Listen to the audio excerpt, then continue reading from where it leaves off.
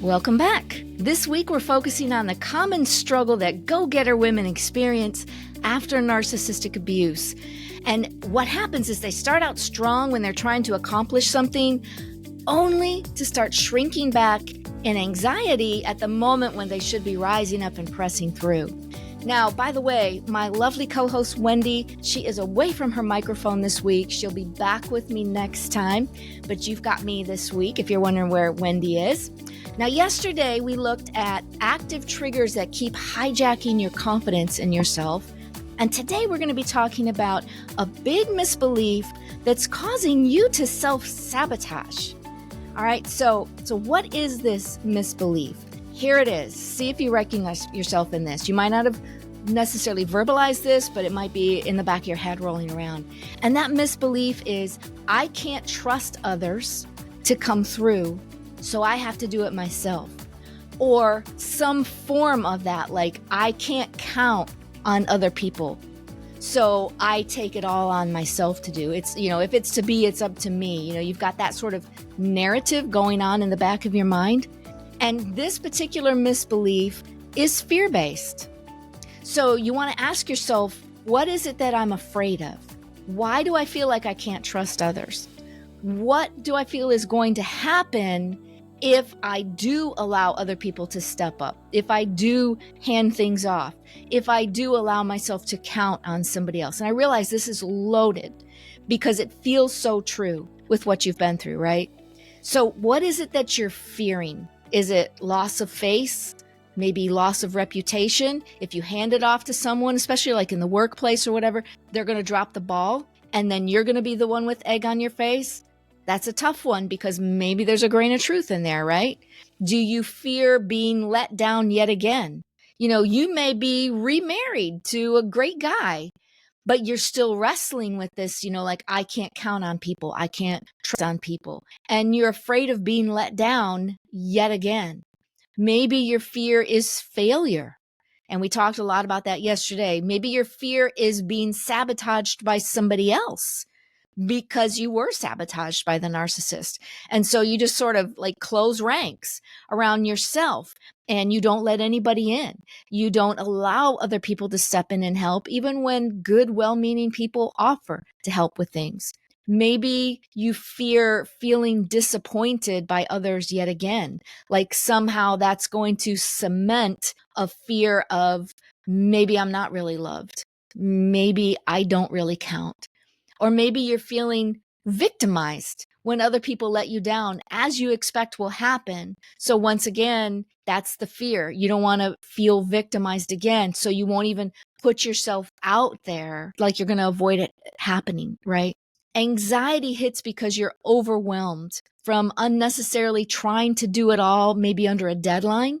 Trying to do it all when you've got 10 plates spinning, like in the circus where they would have those dowels and they'd put a plate on the end of the dowel and they'd spin one and they'd keep that spinning. They'd go to the next one, they'd spin that one, and they'd keep going down the line trying to get as many plates spinning as possible before they start dropping and hitting the ground, And when we operate like that, where we're trying to do it all in our own strength, when we're trying to do it all ourselves because we just feel like we can't count on other people, we don't trust other people for, whatever reasons that we have with grains of truth because of things that have happened in the past, then our life becomes like those spinning plates.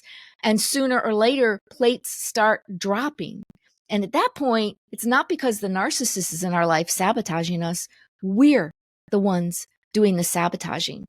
So when we haven't healed from some of this leftover stuff from the narcissist and we are self-sabotaging, then we are hurting ourselves. The narcissist is still able to hurt us by proxy because we're doing it to ourselves, right? So it's worth the time and effort to take a look at some of these things. So some questions to ask yourself here. Is it really true that you can't trust others to come through? Is that really true? And is that true across the board? Is it fair to just make that a blanket statement and then you operate from that blanket statement? Is it really true that you have to do it all yourself to make things happen? Is it really true that all these things need to be done and need to be done now? Just give yourself permission to observe what you're telling yourself, like the story you're telling yourself about what's going on, And then take a look at what's driving that story and challenge the accuracy of the points that you're making to yourself. Because I'll bet you'll find, just like I did at one point, that's not all true. And I have taken a certain situation and generalized it to apply, and then I've added on to it just to try to keep myself safe. Because, this is based in self-protectiveness, right? So we need to get to the bottom of this. We need to deal with this. And there's ways to do that. I'm going to give you some starting points with 3 steps on Friday.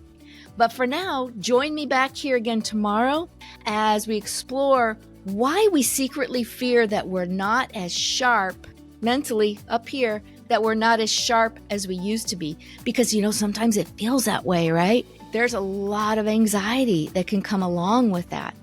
And it triggers a whole bunch of other things. So we're going to turn and look at this straw man right in the face tomorrow as we talk about why and what's going on. Now, I know that our topic this week may bring up some questions that you'd like to talk about, and we'd love to hear from you. Email me at hello@AnnetteChesney.com. Be glad to have a conversation with you. Remember that Wendy and I are on this journey with you to provide some guidance and some wisdom, and we're always going to challenge you to grow. So partner with God. Make sure you're bringing Him into this equation with you. Doing it in your own strength creates more problems.